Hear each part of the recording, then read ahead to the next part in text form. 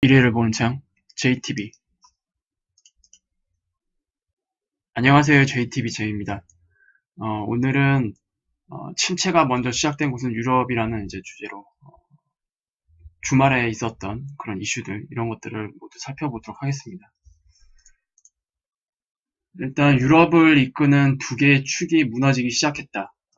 우리나라 시간으로 이제 금요일에서 토요일로 넘어가는 시간대죠. 그리고 유럽과 미국 시장은 이제 금요일 시장 마지막 장이었습니다.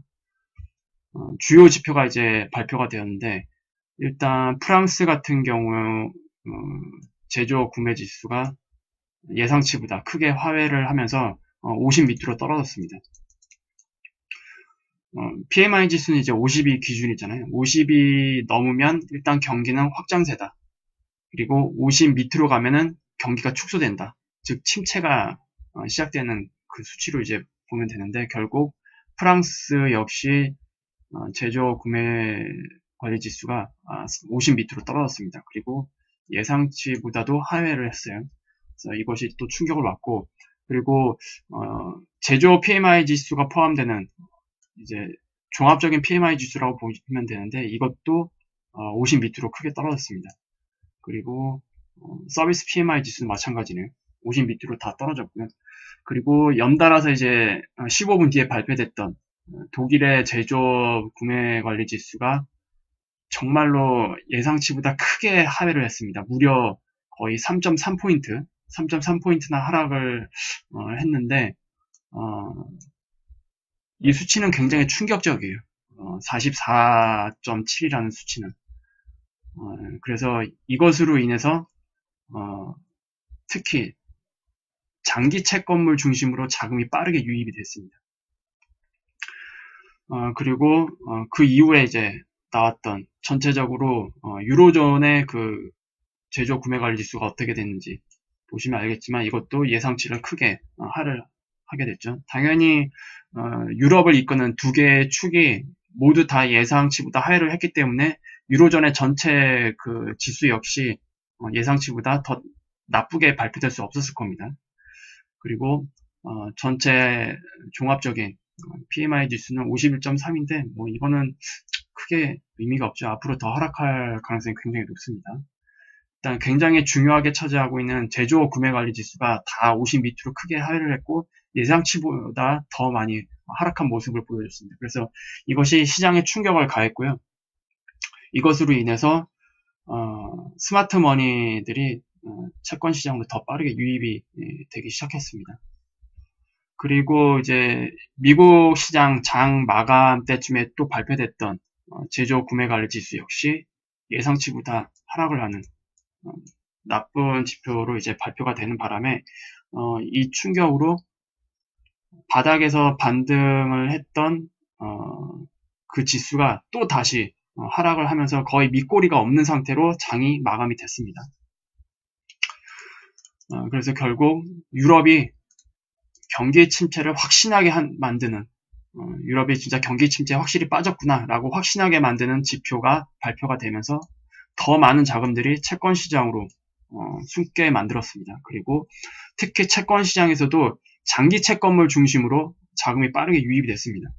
이건 이제 10년물 일봉 차트인데요. 미국의 그 10년물 일봉 차트를 보시면 알겠지만, 그 금요일 날 있었던 장 때 음봉이 발생을 하면서 그 작년 말 주가를 이제 폭락시켰던 그런 그 흐름을 저점을 이탈했습니다. 그래서 채권 금리가 더 낮아졌어요. 제가 말씀을 드렸을 겁니다. 저번 영상에서도. 이 시점부터 3월부터 스마트 머니의 흐름과 위험 자산으로 대표되는 주식시장의 그 자금 흐름이 이상하게 정반대로 가고 있다. 둘 중에 하나는 거짓이다.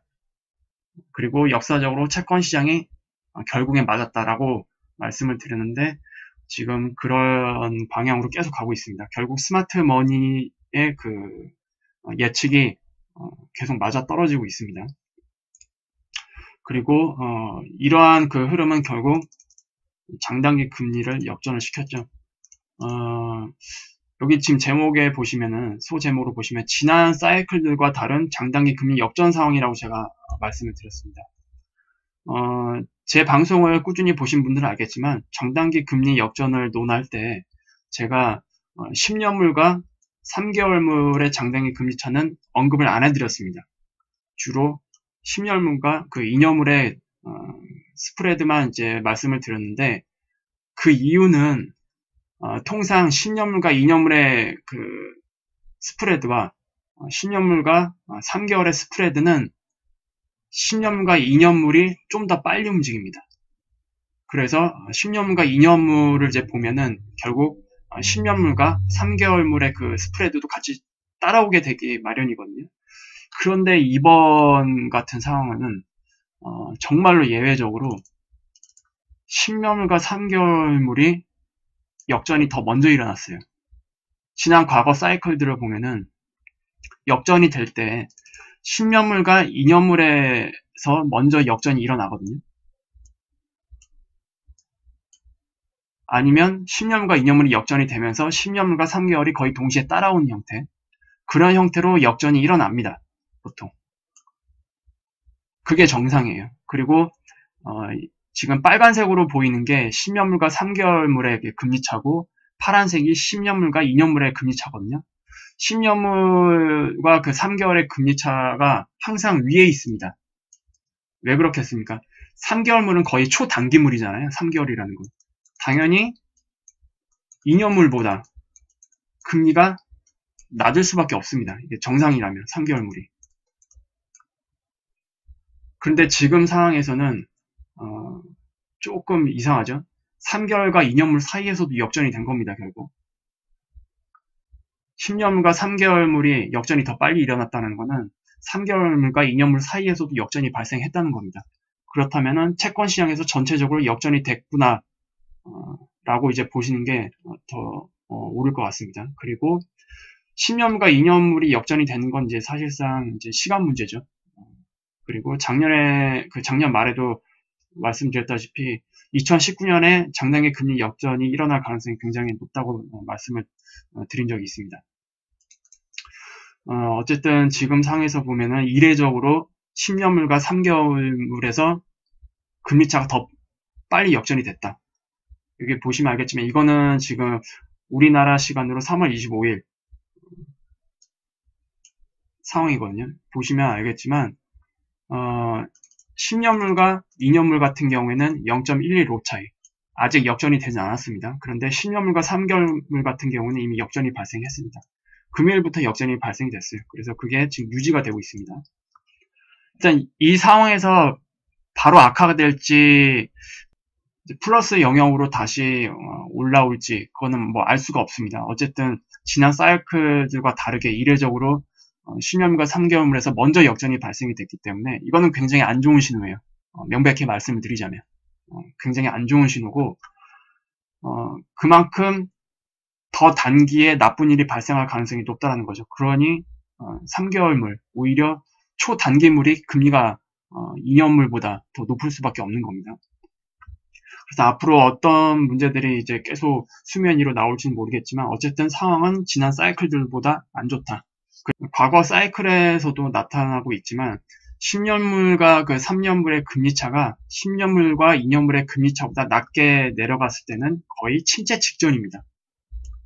거의 침체 직전일 때나 이렇게 10년과 3개월물의 금리차가 10년물과 2년물의 금리차보다 낮게 내려가거든요. 순간적으로 낮게 내려갑니다. 순간적으로. 이때도 보시면 알겠지만 거의 침체가 시작되기 직전에 갑자기 10년물과 그 3개월의 금리차가 확 낮아지는 모습을 볼 수 있거든요. 그래서 지금은 지금 이례적으로 10년물과 2년물이 역전이 발생하지도 않았는데 10년물과 3개월물이 먼저 역전이 발생이 됐어요. 지금 상황 자체가 과거보다는 전체적으로 시장이 빠르게 반응하면서 나타나는 현상이 아닌가라고 조심스럽게 그렇게 예측이 됩니다. 그리고 뭐 주식시장에서 이것을 또 긍정적으로 바라보는 사람이 있어요. 참 어이없지만 이렇게 역전이 발생된 후에 시장은 좀 더 상승하다가 하락한다. 그거는 뭐 논리적인 접근이 아니죠. 이미 과거와 달리, 과거 여러 사이클과 달리 이례적으로 나타나는 현상들이 좀 계속 나타나고 있어요. 그리고 작년 말에도 말씀드렸죠. 이러한 현상들. 과거와 다르게 투자자들이 빠르게 반응하면서 채권 시장에서 좀 과거와는 다른 양상으로 나타나고 있다. 이런 것들이 이번에도 다시 증명된 게 아닌가 예상을 해봅니다. 그리고 최근 그 이슈가 있었죠. 회사채 관련으로. 특히 아시아나 쪽에 이슈가 있었는데 전체적으로 회사채는 조심해야 돼요. 지금이 뭐 경기 호황 시기도 아니고 이미 글로벌 경기는 뭐 작년에 둔화되기 시작했는데 그 상황에서 일반적으로 수익률이 높다고 알려진 그 회사채들에 투자하는 것은 굉장히 위험한 행동이죠. 그런 그 수익률에 혹해서 이러한 전체적인 그 경제 사이클이 어떻게 돌아가는지를 확인하지 못하고 거기에 투자를 한다. 굉장히 위험합니다. 그리고 등급 강등 사례 앞으로 늘어날 겁니다. 일단 2018년 특히 4분기에 발행된 회사채들의 그 성격을 대충 보면은 부실 위험이 있어서 급하게 자금을 조달하기 위해 발행된 채권의 성격이 대부분입니다. 이러한 성격으로 발행된 회사채가 굉장히 많아요. 특히 작년 말에. 그리고 앞으로 발행할 회사채 역시 대부분 이런 문제로 이런 이유들 때문에 발행되는 회사채들입니다. 그리고 특히 이번 1분기 작년 거의 크리스마스 이후부터 시장이 반등을 했잖아요. 그래서 이러한 시장 반등 분위기를 틈타서 발행된 회사채들이 상당히 있습니다.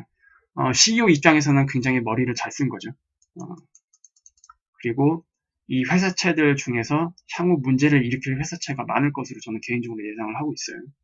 그리고 IFRS 그 국제 회계 기준에 의해서 앞으로 그 4월 1일 이후에 금융권이나 기업 쪽에 회계 감사가 진행이 될 텐데 재무제표가 부정적으로 조정되면서 부실을 숨겼던 기업들이 아마 계속 나올 겁니다. 그리고 부정적으로 이제 재무제표가 조정이 되면 이들의 회사채 역시 영향을 받으면서 회사채들이 금리가 급등을 할 수 있는 그런 결과를 나올 수도 있습니다. 그렇게 되면은 여기에 투자를 했던 사람들은 채권 가격이 그만큼 하락을 하기 때문에 큰 손실을 볼 수밖에 없겠죠. 그리고 등급 강등까지 맞는다면 정말로 큰일입니다. 원금 보존도 못해요, 이런 거는. 그래서 이와 관련된 뭐 기사를 간단하게 두 가지만 살펴보도록 하겠습니다. 일단 여러분들이 최근 뉴스를 통해서 보신 그 아시아나 항공 문제. 결국 얘네들도 부실 규모 제대로 안 밝히고 작년 말에 급하게 발행된 회사채 팔아먹은 거예요, 결국 사람들한테. 그래서 지금 다 뒤통수 맞았죠. 그때 매입을 했던 그 회사채들. 아마 상품을 그때 당시에 그 아시아나 항공 회사채를 판매했던 직원들은 안전하다, 괜찮다, 그리고 수익률 괜찮다, 은행에 적금하는 것보다 여기에 투자하는 게 훨씬 더 좋다라고 여러분들을 꼬드겼을 겁니다. 분명히 100% 확신할 수 있고요. 그리고 굉장히 위험하다는 것을 이제 제대로 몰랐던 사람들은 거기에 혹해서 결국 상품을 구매를 했을 거고요. 그리고 지금 엄청난 충격을 맞이하고 계실 텐데 굉장히 안쓰럽습니다. 문제는 이런 문제가 앞으로 계속 나올 거라는 거. 계속 나올 거라는 거. 이거 절대로 잊으시면 안 되고요. 정말로 우리가 봐야 할 건 이거죠. 이 뉴스가 아마 지금 일부 뉴스들에 의해서 그냥 가볍게 지나가고 있는 것 같은데 S&P에서 그 올해 한국 간판기업 무더기 신용 등급 강등이 예고된다라고 언급을 했습니다. 여기에는 아무래도 그 지난번에 IMF가 우리나라에 직접 찾아와서 경고했던 것과 무관하지 않습니다.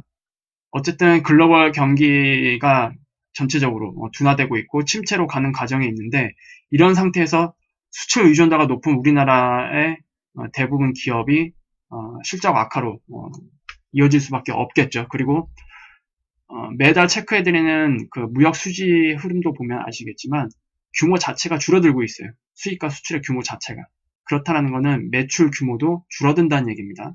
그래서 결국 이러한 것들은 이제 나중에 재무제표에 이제 반영이 될 거예요. 그때에 따라서 이들이 발행한 회사채 역시 영향을 받을 수밖에 없겠죠. 그리고 여기에 지금 S&P가 경고한 기업들을 보면은 뭐 구멍가게들이 아니에요.